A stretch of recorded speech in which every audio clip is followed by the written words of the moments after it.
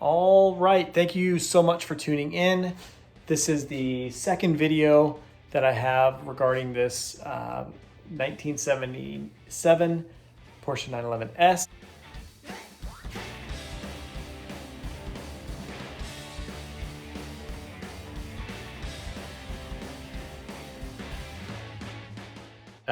Just found out some interesting stuff. So this actually was a sport matic car. So this was an automatic. Some of you more versed people might have noticed that when I showed some inside shots the last time that you guys saw the car. So this one was actually an automatic, or a semi-automatic, I guess is what it was. So it does have a clutch, and you did still have to shift, but not once you were going. So very strange. I didn't even notice it when I bought it. So that just kind of shows you how much I didn't care, and I was just so excited to be getting a chassis. So I'm going to show you a couple things on the car today so you can kind of get an idea of just the scope of what we're going to be getting into here, and just showing you exactly what it is that I bought for my money. So here we go.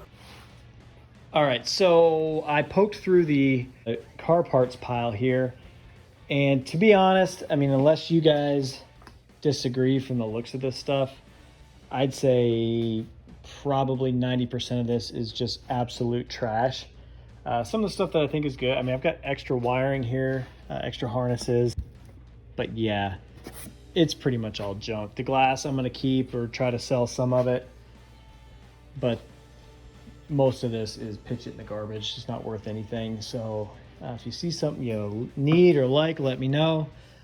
Otherwise, I am going to throw this stuff out. So I've determined that the door on this passenger side, it's too far gone. There's a lot of Bondo on it, and I don't know if they were trying to compensate for the years and years of extra paint, but there's quite a bit of body filler on this panel here.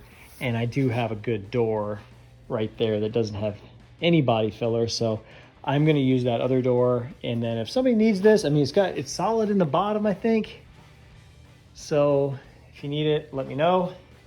I will work out a deal with you for sure.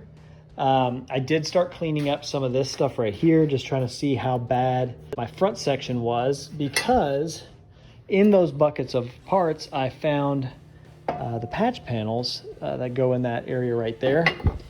But the more I clean this up, unless there's something hiding underneath this weird gasket that's in between there, which I don't think is supposed to be there, unless there's something hiding under there I don't know about, this side is actually pretty solid. So I don't think I'm gonna go through the trouble of cutting and patching that. I'll just clean up that metal where it's pitted and start over.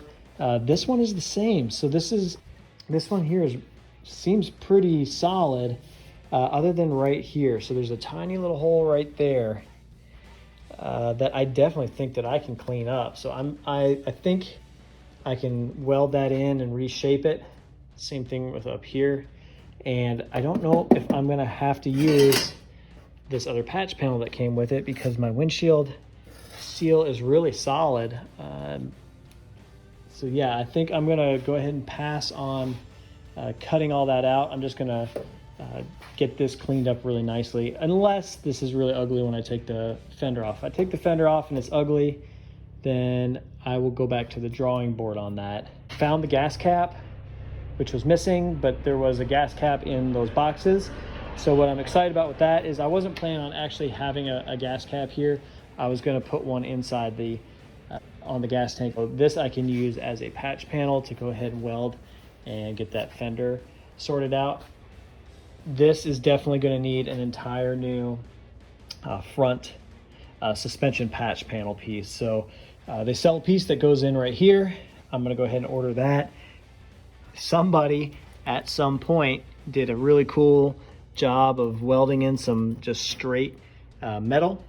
It has also since bitten the dust, but you can kind of see their welds are awesome. So that's going to come out, and that new patch panel piece will go in there. And then I've got to figure out what to do about the patch panel for the smuggler's box. On to the floor pans. So I jumped around in the floor in this thing for quite a while, and I think the passenger side is really, really solid. So here's the kind of the carnage on the driver's side. So I'm kind of hoping that I can just buy sections of the driver's side and put all that together.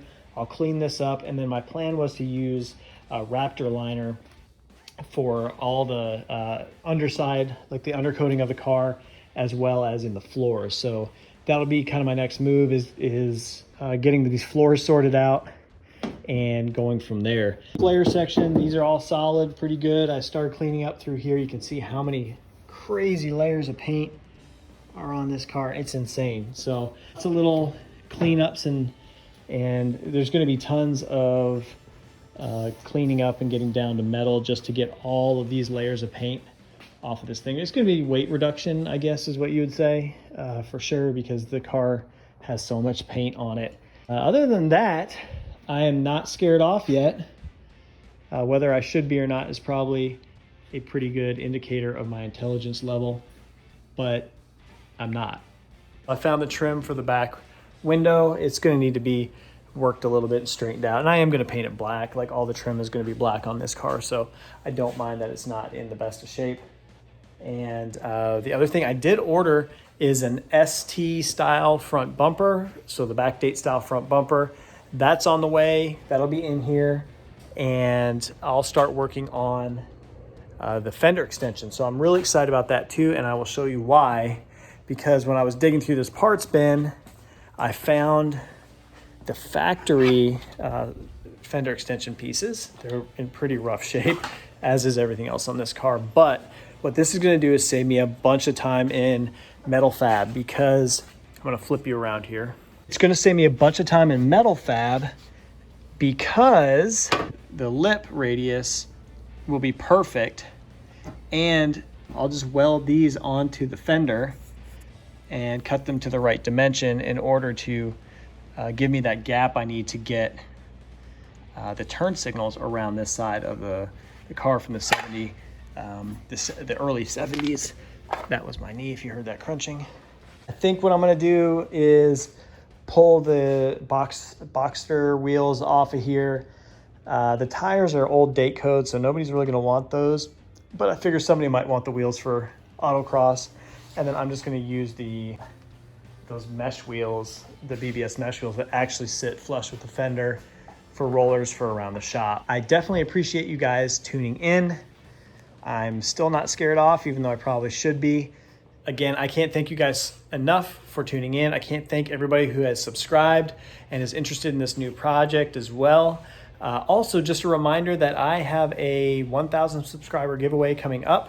So I think I'm going to hit 700 subscribers today, which is awesome. And when I do hit 1,000, I'm giving away that Simpson Fire race suit. So it's a $600 race suit that I'm giving away just because I'm so thankful for everybody that has been following the channel and is going to continue to follow the channel. So if you want to be in on that, subscribe to the channel, comment on a video, and I will choose a winner. So thank you again so much, and I will see you on the next video.